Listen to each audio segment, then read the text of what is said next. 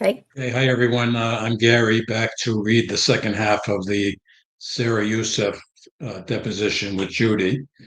Did the first half Sunday night, and we have the second half to go. Sarah Youssef again was a friend of Wendy's who ended the friendship when she kind of was suspicious about the family's involvement and didn't like some of Wendy's behavior. And she ended the friendship and came forward after Charlie's trial, after she heard Phil Markel's impact statement. She was sort of moved by it and wanted to tell what she knew. So the deposition is interesting. It kind of gives a firsthand account of somebody saw things unfold in real time. So we can get to it. Okay, great. Thank you, Gary, for your Sure. help. Okay, so we're going to start on page 31. So Right. that's this one here. Okay, so you go ahead. Okay. Okay. So So I told her to go ahead, say you weren't involved. And were you clear on who was asking for a statement? no, no, I mean, do you know whether it was law enforcement, the media, deposition? Do you have any idea? no, Okay. no. But she's asking you a question of they're asking me to give a statement and I'm not sure whether I should or I'm not going to, was basically Oh, whether I should. And I feel now that she was dissatisfied with my answer, kind of okay. wanting me to say, don't do it. And I think the fact that I was a defense attorney, this is my belief. I think that she felt that I would likely tell her not to talk because that's what defense attorneys do and should do. Okay. And so I guess what precipitated out of that? Nothing in the very short term. The phone call ended. I told her not to be afraid, that things are going to work out. It's going to be okay. Sometime thereafter, Charlie and Donna are implicated when, in a probable cause affidavit, she does email me to ask me to give a statement on behalf of the family. Wendi asked me to give a statement, saying that the family's innocent. Okay. And I declined doing that. I said I would not do that. Do you know when? I haven't, I have the email, so I could send it to the state and they could send it to you if you wanted. Sure, that would be great. Yeah. I mean, was she asking you that after Donna's arrest or after Charlie's? No, no, no, no, no. I haven't. Donna's arrest only happened recently, and I haven't been in touch with them since 17. It was after Donna and Charlie had been named in an affidavit Okay. as being involved. And I said, I don't want to be, I know too much about the marriage, and I don't want to be, I'll then become part of discovery. And I just want to keep you safe. I don't think it would be really useful for if I get asked about the acrimonious divorce. I don't think that's like really useful for you, or something like that. Like I just said, it's better for you if I'm not part of this, is what I said. So I guess, So I did not give a statement. are there any other circumstances then after that example between the end of the friendship? Yes, there are. Okay, what else you got? I have. So I was living quite far from work, in the year before the separation. And so sometimes I would spend the night at friends' houses that were closer to my work. And so Wendi very generously and kindly invited me to spend the night at her place on South Beach. And, we were getting ready for bed, and she said something offhanded like, poor Charlie's having panic attacks. And I said, that statement really stopped me in my tracks because it felt like a very clear example of her trying to get others to believe that Charlie wasn't involved. And so I asked her, I said, Wendi, is believing in Charlie's actual innocence a prerequisite of this friendship? And she said, no. Okay, I guess what's unfair about that? It felt like she believed that Charlie was involved and there's nothing unfair about it. The significance of that statement to me is that she was okay with me believing that her brother was involved. And if I believed that my brother was innocent of a murder, but my friend believed that they were guilty, the friendship is over. You can't believe that my brother is guilty of a crime he's not guilty of and still be my friend. So I believe that Wendi, and based on the other statements that she had made to me in the course of this time period, I believe that she was well aware of her brother's involvement in this case. And so when she later said he had nothing to do with it, I would never believe that my brother there's no possible way. It's impossible. That's not. Why do you think she knew of Charlie's involvement if he was involved? I mean, what? As she said, what if my crazy brother Charlie hired a hitman? I think that meant that she knew her crazy brother Charlie hired a hitman. Okay. So that's what I believe, that she knew that he was involved. And the fact that she was okay with me believing that he was involved, that we could still be friends if I believe Charlie is involved. To me, it confirms that she accepted Charlie's involvement, but subsequently has given statements that it's impossible that he was involved. Okay. I mean, so she's questioning you, and I guess questioning out loud, what if my brother was involved in this? You took it to mean that she believed her brother to be involved, not just a question of what if he was involved. And then later on in time, you take exception to her saying, "I don't think that it was possible that my brother was involved in this." That's right. And you see those as conflicting. Do I see a conflict? You see those as conflicting statements. No, no, no, I don't. I think that those statements, I see. The statement, what if my brother Charlie was involved? To me, it meant she has a belief or a strong suspicion that brother Charlie was involved. Right. That's what that means to me. Yep. And subsequently, it wasn't my family. Right. And so you take exception to that those statements are in conflict, and that's among the reasons. That's right. That's right. Okay. Yeah. But that doesn't have anything to do with the end of the relationship in 2017. That's just something that you bring to the table now in terms of, No, it does. It does have something to do with it because I felt like she was protecting her family.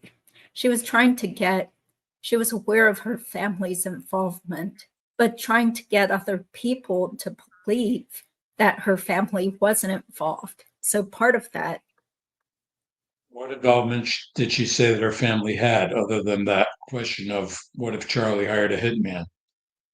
none other than there was no other involvement that she said her family had. But that question to me meant she either believed or strongly suspected Charlie was involved. And then I took exception to asking me to give a statement to the media saying the family is innocent. I took exception to that. And I also took exception to this. My poor brother Charlie is having panic attacks, as though he should be the object of sympathy in this circumstance. I've got to conclude. Forget about Charlie for a minute, but I can. Have you drawn the conclusion then that Donna is guilty, or the Adelsons in general are guilty of doing something? Yes, I have. What are they guilty of doing? Conspiring to murder Dan Markell. Okay. That it's not all the Adelsons. Donna, Charlie, and Wendi, in my opinion, are guilty of that crime. Okay. And soliciting somebody to kill him. You would agree with me that your opinion is based on what you've read in the probable cause affidavits? Yes, sir. Also, rumor, newspaper articles, general information that's out in the public domain? Let me say what I observed personally. Police reports, trial testimony. That's what I'm basing my opinion on. Okay. And I don't think I'm basing my opinion on rumors. okay, you're basing it on trial testimony or police reports or things of that nature? Sworn testimony and my own observations. Okay. And but you've utilized those things in order to arrive at your opinion. That's right.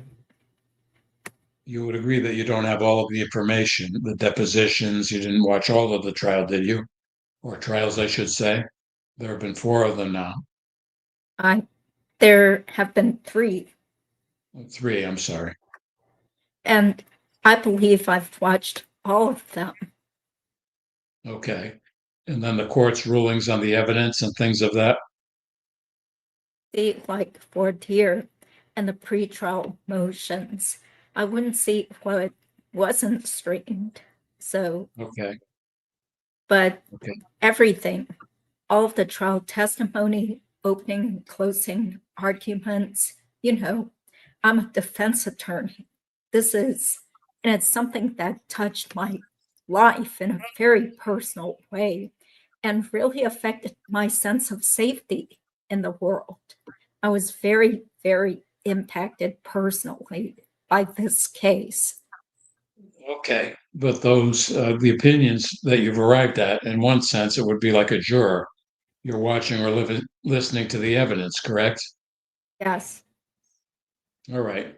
In another sense, you've got a personal, not investment, but if you've got a personal viewpoint of this where you had a relationship for a lengthy period of time and that relationship came to an end.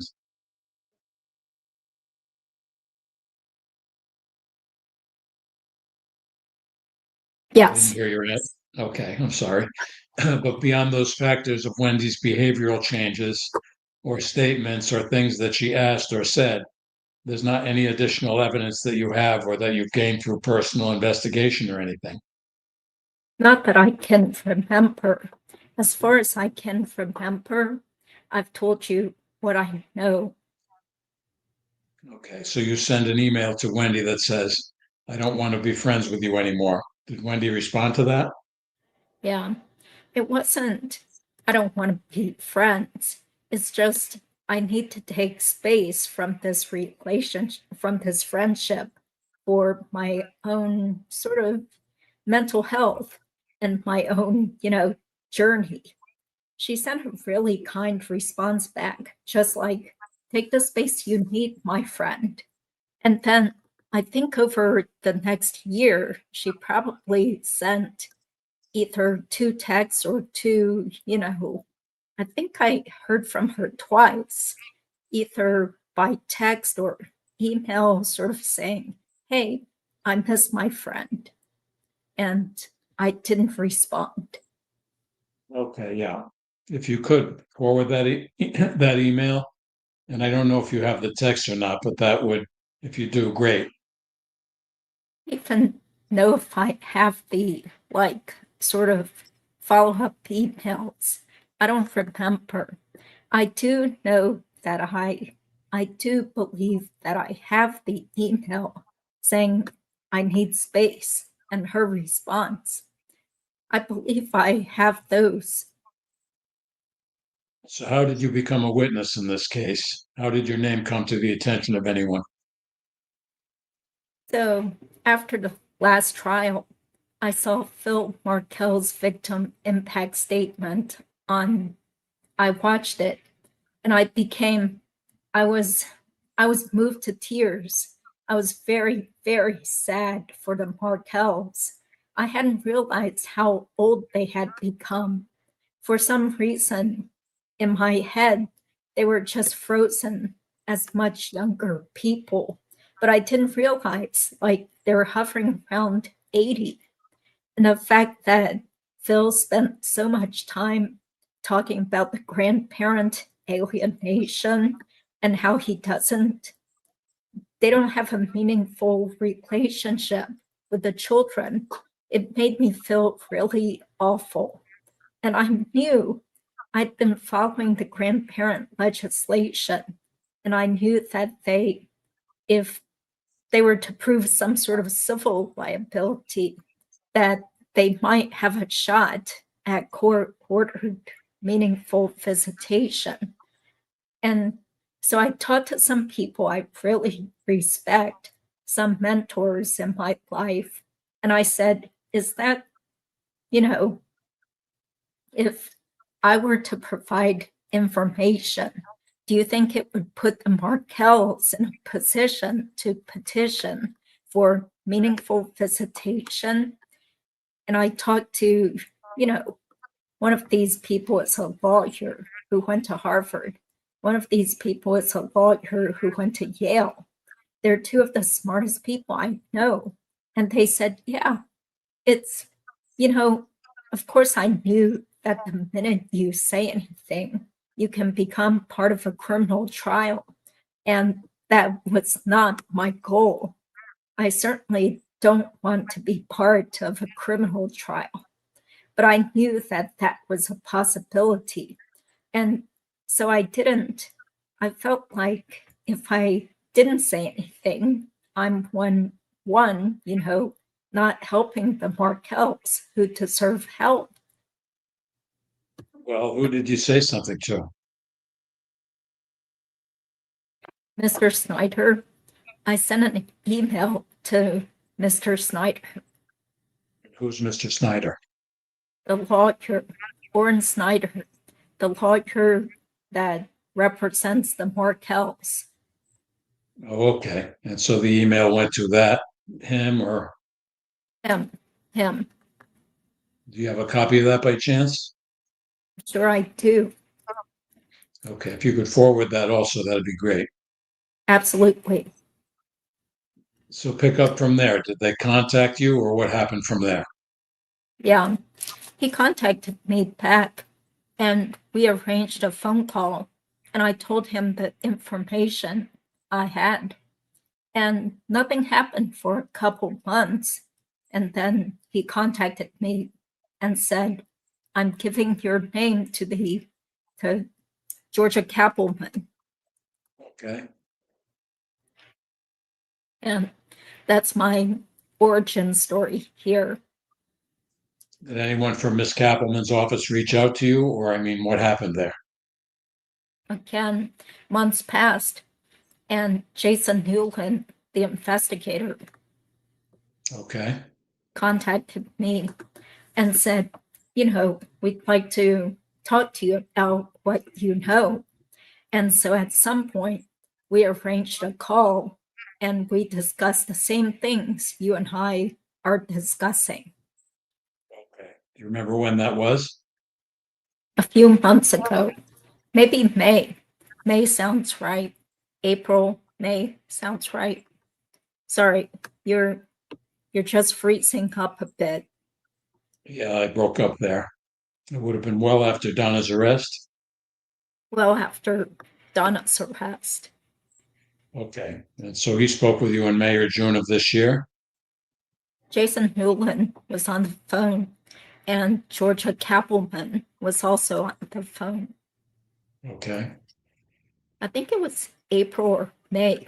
I could consult my day planner to give you a date, but I think I could piece together a date for you if needed.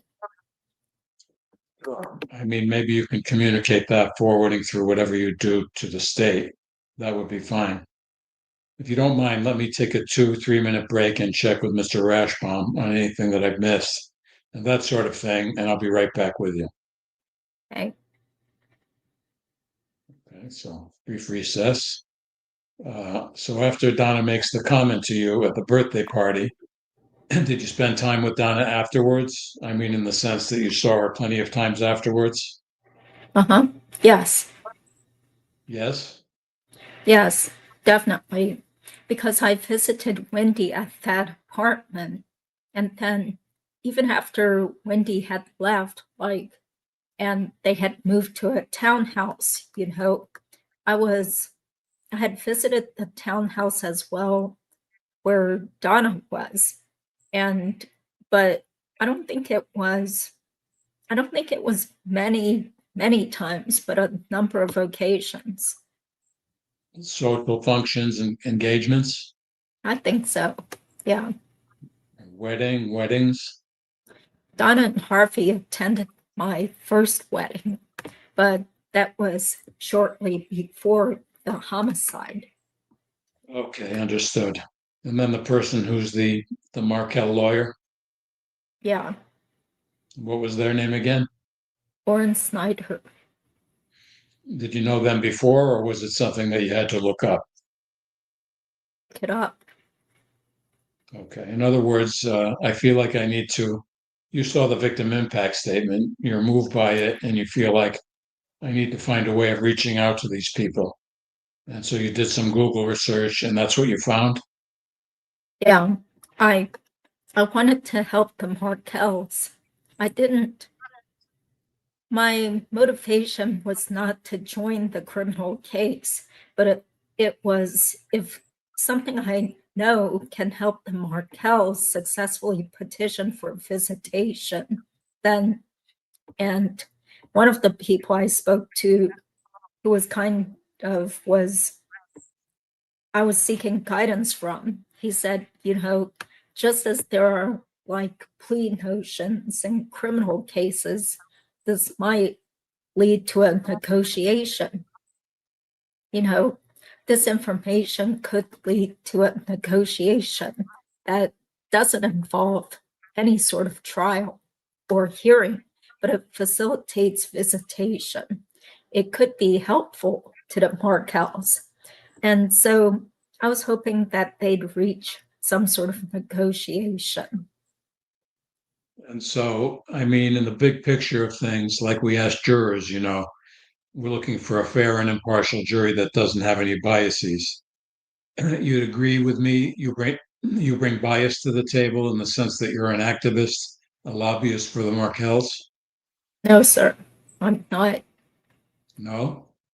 No, sir, I'm not an activist or lobbyist for the Markells. But supportive of their cause. I'm supportive of them obtaining visitation, Okay. meaningful visitation. You left the PD's office after 13 years, relocating to California immediately? Yes, sir. Yes. Okay. I I still be there if I hadn't moved. Okay. Are you licensed to practice in California? Yes, I am. Do you retain your license in Florida or no? I'm in active status, Okay. Are you so pay the dues. licensed in any other jurisdictions? No, Have you participated in any social media or media productions or anything related to the Adelson or Markel cases? no, no, No interviews? no interviews. I spoke, okay, no, there's one thing. I spoke to Mr. Epstein when he was writing the book, Okay. but that's the only person I spoke to. And it was, Jeffrey Epstein? okay, that's a total mistake. It's really Stephen Epstein. So they both Right. misspoke and misremembered. It's I didn't Stephen. even catch that. Yeah, But you haven't, but you haven't gone on as a guest or, a witness of some sort of any hosted YouTube shows. no, sir. And don't plan to. There are lots of them out there. Don't, no, that's not my, You're the exception to the norm. Have you posted on any websites or blogs or social media platforms about the Markel case or about the Adelson case? no, I have not. Okay, I think that those are all the questions that I have. I appreciate you taking the time out of your busy day. Thank you. Okay, while I have you, can I just do a quick list of the things, the information I owe you Okay, sure. on my notes app so that I do what I'm supposed to do? You wanted the date of my conversation with Ms. Kappelman? Please. Get you that. The email ending the friendship and the reply. Please. And you want the email asking me to give a statement and my reply Asking you to give a statement. to the media Yes. and the reply. Yes. Okay. Do you remember any other things I owe you? Email with Markel's lawyer and reply. Sure. And if you had text messages, I mean, I don't want you to go out of your way, but I can look. I believe that Wendy's phone number has changed, so I may not have them, but I can look if there are texts from Wendy. okay. I can screenshot them. Let me add that to my list. I can screenshot them and send them if there's something I can find. Okay. Sarah Catherine, anything from you? I'll, Read this those will, lines. this will strain credibility, but I'll do Sarah Catherine. Go ahead. Just a second. Just a second. I was just looking over my notes. You mentioned earlier that Wendi emailed you a lot of her divorce filings, and around that same time that you said after the murder, but I couldn't. Did she email you the divorce filings during the divorce and custody battle, or was it not until after the murder that she sent you those? I wasn't sure whether you were ending one sentence and starting the next sentence. Oh, I'm sorry. No, I only got divorce filings during the divorce, during Dan Markel's lifetime. And I don't know that it was a lot. I know it was at least, I don't have a specific memory of at least one, but there may have been more. We certainly went back and forth talking about the divorce. She, after the murder, about a year later, she emailed me and some other friends an article discussing how there were really minimal leads or developments in the murder. Okay, okay. That was the only thing I wanted clarification on. I don't think that I have anything else. Georgia had forwarded me, I think at least one of those emails that you said you would forward on to Alex Morris. maybe Georgia had asked you for that too, and Georgia forwarded it to me before today. I wasn't sure if that had also been sent to him. And so what I'll do is I'll also forward him what I have. I'm looking through them now. I think it was the one where she was saying there were no leads, but I'll forward you, Alex, what Georgia sent from what Miss Yosef had sent to her. And so make sure you have everything, okay? Sounds good.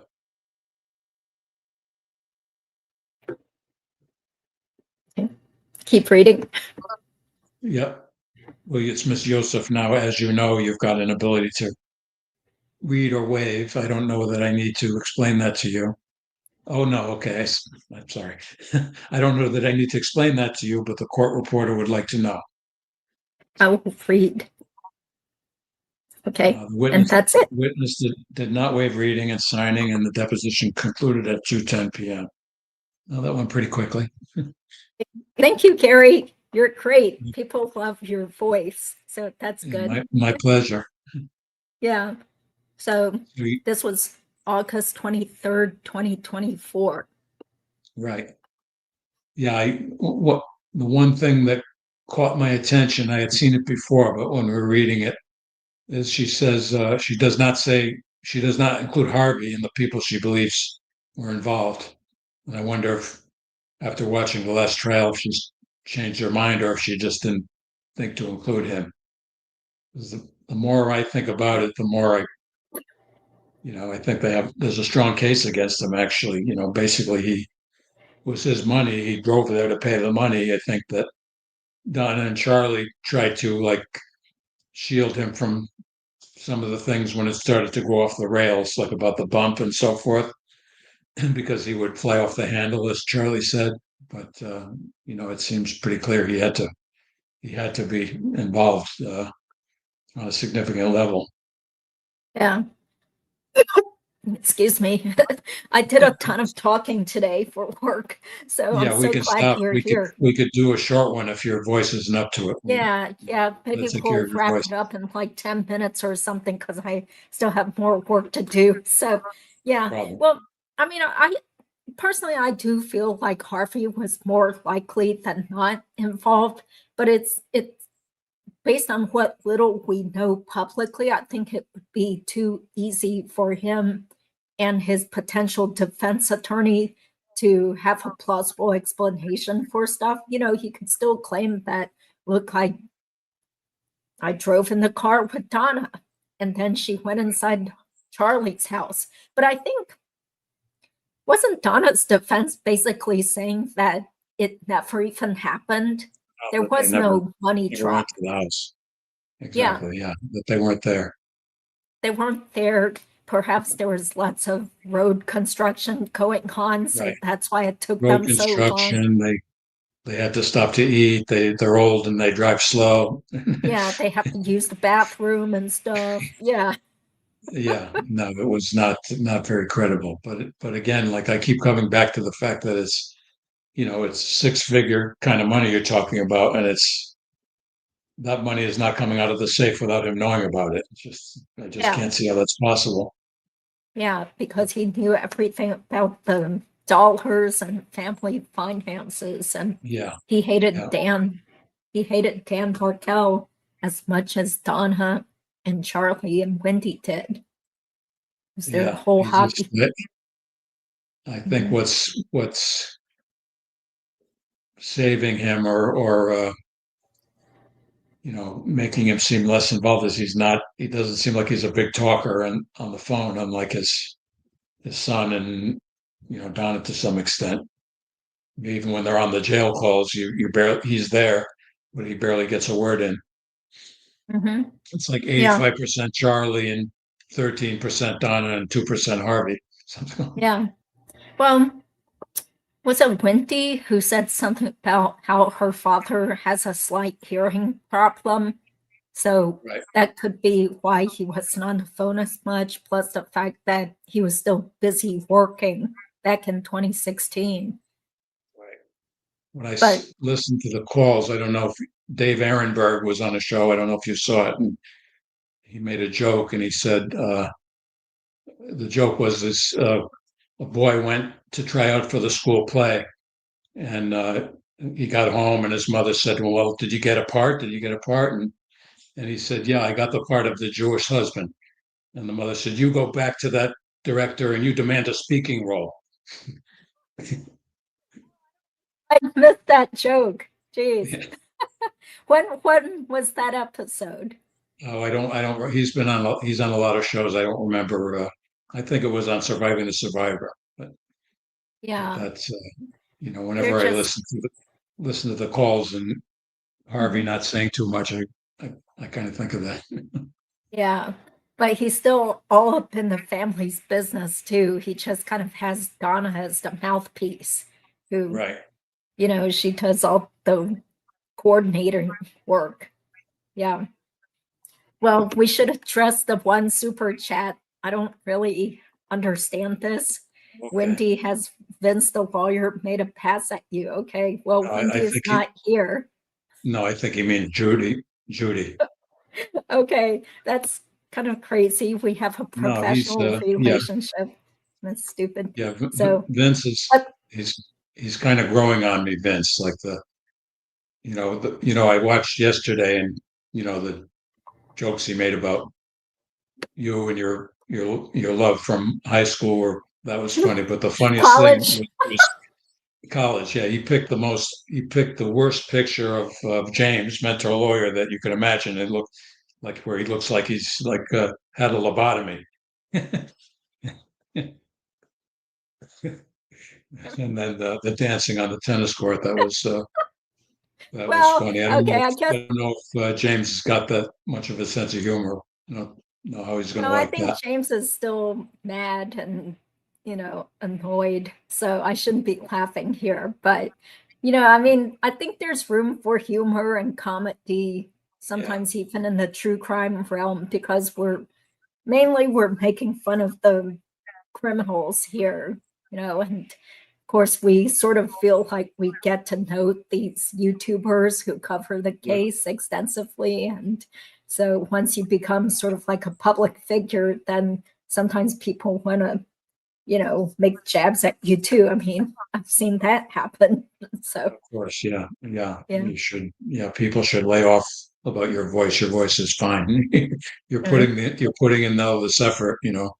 Even if it's a struggle sometimes. So people should appreciate that. But yeah, the YouTubers. I mean, there's a couple that I watched, and I just didn't take too much away. But most of them, they all have something to offer, and I watch all of James stuff because you really get the nuts and bolts of the law, and he's got some great analysis. And I feel a little bit bad he's not getting, his views. A lot of his views have gone elsewhere, which is too bad because he does some great stuff.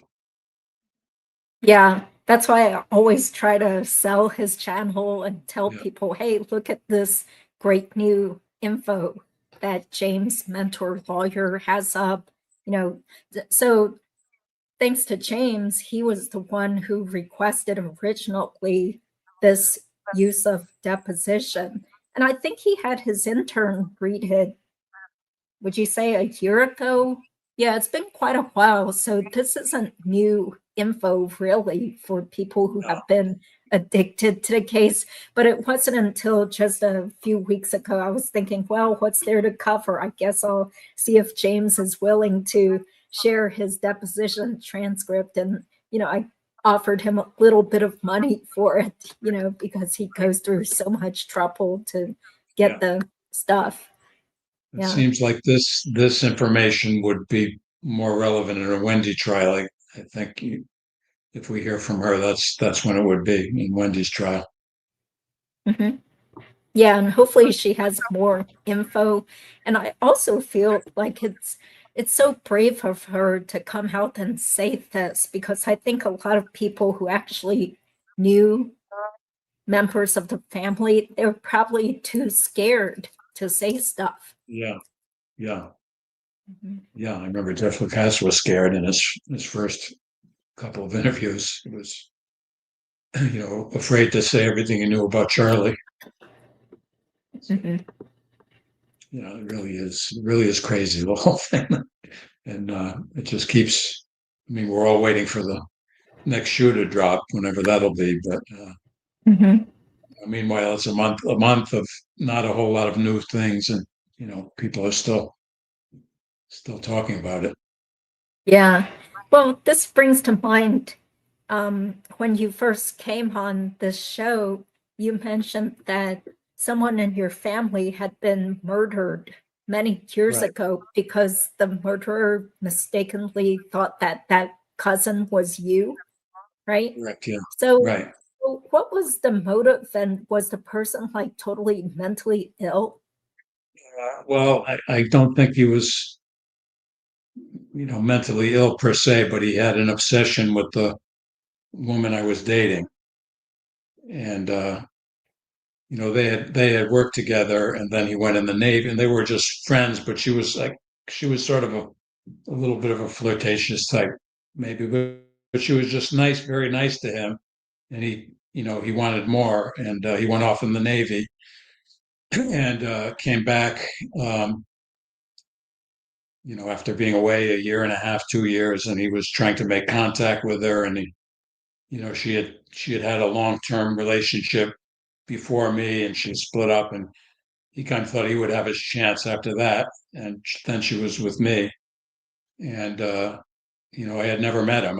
He was like very vaguely on my radar when this all happened. I never even thought of him like as somebody who had done it. But he was at his military base about an hour and a half away. He drove to his house. He had made plans to get a weapon. He had some of his coworkers sign the paperwork to help him get it. And then the day that this happened, he drove from the military base to his house and here in Shelton, where I still live now, and then went to the restaurant where my cousin and the woman were, and in a restaurant full of people, he just shot them and then put the gun down on the counter and waited for the police to come. And I mentioned to you too that in Connecticut there's a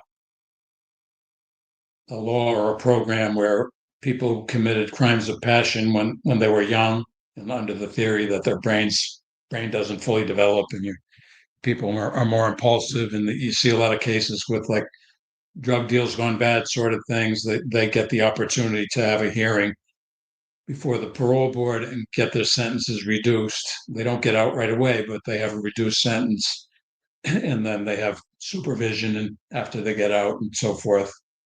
Uh, and he applied for that and he got a hearing. And we were told he had no chance to get a hearing, but he got a hearing. And my relatives I wasn't considered immediate family, so I didn't speak. I just wrote a letter. And so he was the only one out of like 44, 46 people who applied for that and didn't get the sentence reduction. I guess they felt he pled guilty and got 55 years, and they thought that was a reasonable sentence for two murders, because he could have gotten life without parole or even the death penalty if they'd gone for that. So Wait, but he's still in prison, he's right? still in prison. He 55 years with good time, beat credit, and all of that is amounts to about 39 years. So that's his projected release date is after 39 years, and this was in 93. So he's got about 7 years left. It's well, I watched the hearing on Zoom. The public could watch it, so it seems like I didn't, not that I bought everything he said, but he seems to have, he's 50, 53, 54 years old now. He's, grown somewhat, and like, I was worried about what he might do the day he got out, but I didn't really have that fear after seeing him.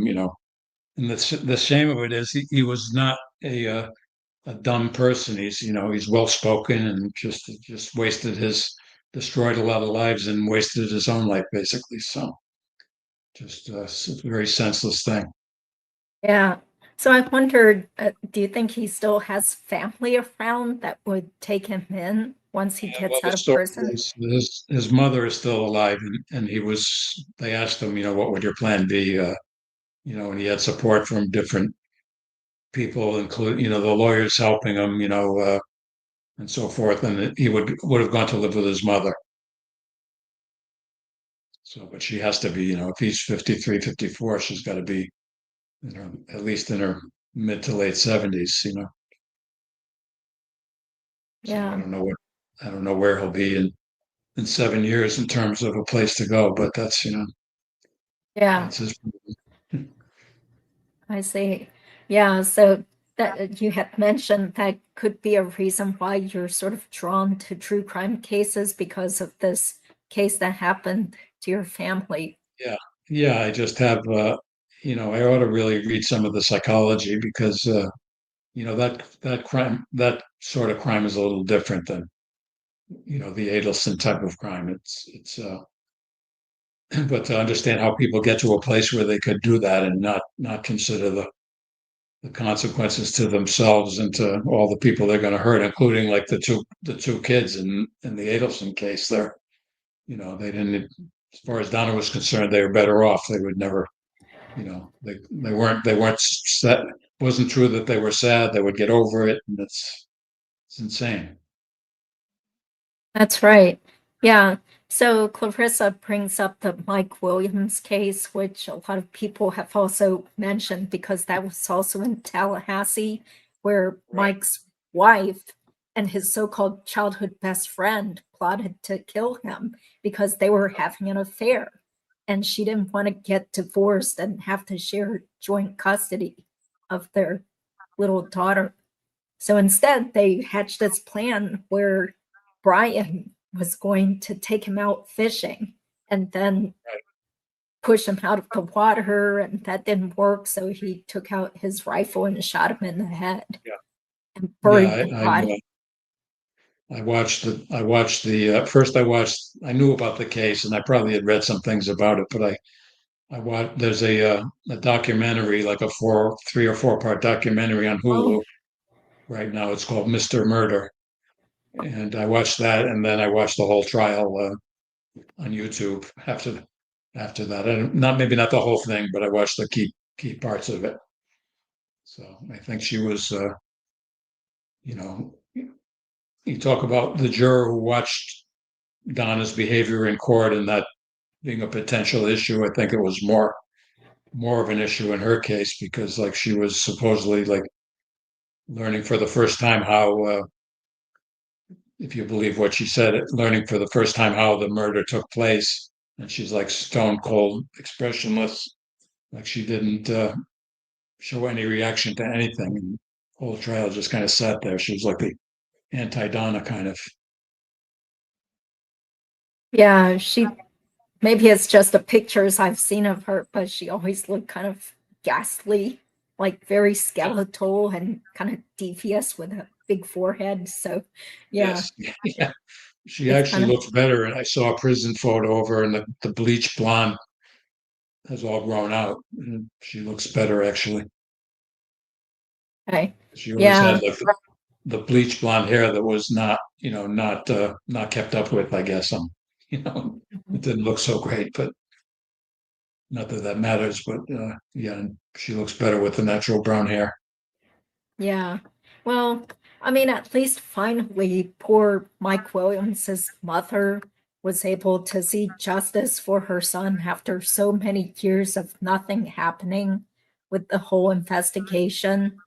So she was Yeah, really a driving force yeah, in keeping it she alive. really her impact statements were really powerful. She was very well spoken. Didn't seem like necessarily like a highly educated woman like Ruth Markel, for example, but she spoke like very passionately articulate. And I guess I didn't know. I kind of wondered whether she had passed away or not. And I heard somewhere recently that she did pass away, but good Oh, that she saw justice done before while she was still here. So yeah, I think it was might maybe mentioned somewhere that Ruth Markel had gotten in touch with her.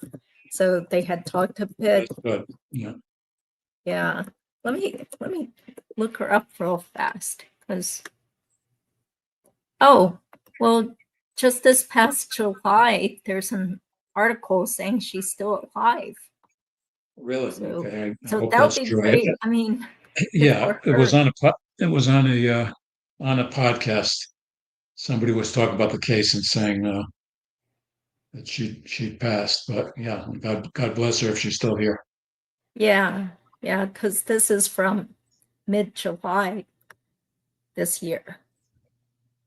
Yeah, well, she's still looking pretty spry in the photo there. Yeah, that was her only living child because I think the other child died from Yeah, maybe a I can't even. motorcycle. Yeah, I can't even imagine like losing one, but to lose two is crazy. No, I think it was her husband who died in a motorcycle accident, but Okay. somehow I don't know if the other son was also still alive, but that was her when she was doing all her activism, trying Right. to Yeah. get people thinking of her son. Yeah. And I know people treated her like she was a crazy person, and she was right the whole time. So Yeah. good for her that she persisted and saw it through to Mhm. the end. Yeah. Okay. Well, Rebecca lives in Tallahassee, so we also met at the trial. So it's great to see Rebecca here. She says she can see the road where Mike was buried from, wow, Right. from your driveway. Wow. Hmm. Scary, isn't it? Thinking like, wow, there was a dead body buried over there for years Yeah. and nobody knew. Yeah. Yeah. I mean, if I think if I, it's like, what was it, Shakespeare who said, murder will out, and it always comes out eventually. Yeah. Yeah. So did you have a good time in Tallahassee when you went there for the trial? Yeah, I did. We didn't get to see as much as I would have hoped. Mostly were in the downtown. I did the drive around Trescott just to see, you know, see what it was really like. Yeah, but I thought it was a nice town. We were just there. We got there the evening before the first day of the defense case, and we stayed for the first full day and most of the second day of the defense case. We saw Linda Bailey's cross examination and so forth. But when they started, I think they were doing the jury instructions, and that was so. We said, okay, well, we don't need to listen to this. We'll head back on the road because it was like a 350-mile drive back down to our house that we have down there in Englewood. Okay. Um, I'm sorry. Like people in the chat are saying something about how they heard Cheryl had died, but all I see is an obituary for a different Cheryl Williams who died in Tallahassee, but she was 52. So, well, Okay. that's Yeah, from 2020. Yeah, so it's not her. It seems like she's still alive, but anyway, yeah, I'm sure we can still Google it if we wanted yeah. I to. think So, at one point I was confused because there was another Robert Isom who was in law enforcement yes, in Craig. Tallahassee who passed away, or Craig Isom, right? So Yeah. I thought it was the one connected with this case, but thankfully it wasn't. Yeah, same here. So unfortunately, I was part of that wrong rumor because um, all of us YouTubers were like freaking out and texting each other and stuff. So I had texted with Joel from SDS and he checked with Tim and Monica Jordan and they said, yes, it is him. So I thought, okay, then it is him. So I reported it to other YouTubers. But the obituary didn't seem to match up because the guy in the obituary was probably at least 10 years younger than our Craig Isom. So I was like, well, is there a typo? Because how many Craig Isoms who had experience in law enforcement in Tallahassee could there possibly be? But apparently there were two. So Yeah, anyway, glad to see that our detective, he's still alive, but Yeah, condolences to yeah, the other Craig. Yeah. yeah. So No, that was kind of a mess. Yeah. yeah, yeah. I still need to sit down and watch the long version of all the whole interview together that he did with James. So that's on my list, on my playlist. I just haven't gotten to it yet.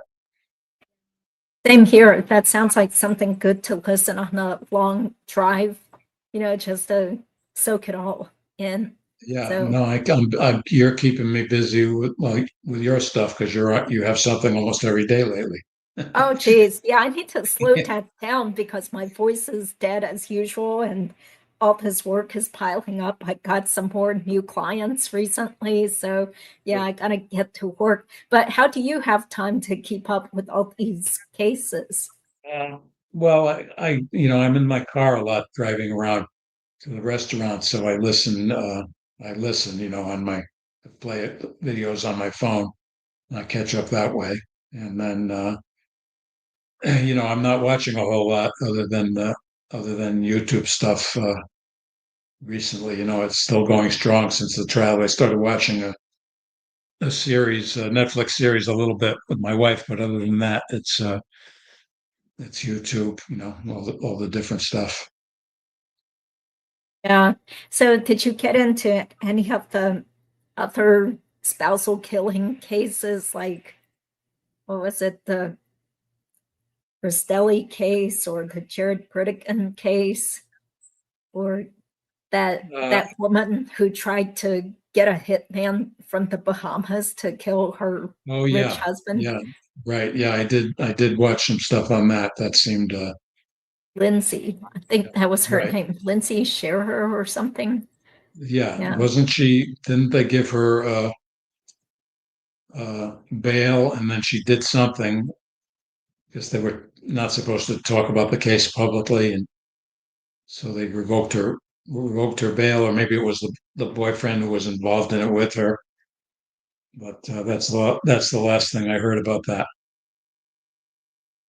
Okay. Yeah, I don't even know.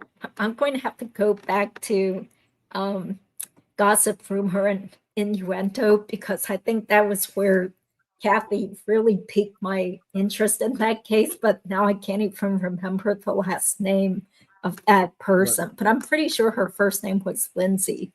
Yeah. Yeah, So that sounds familiar.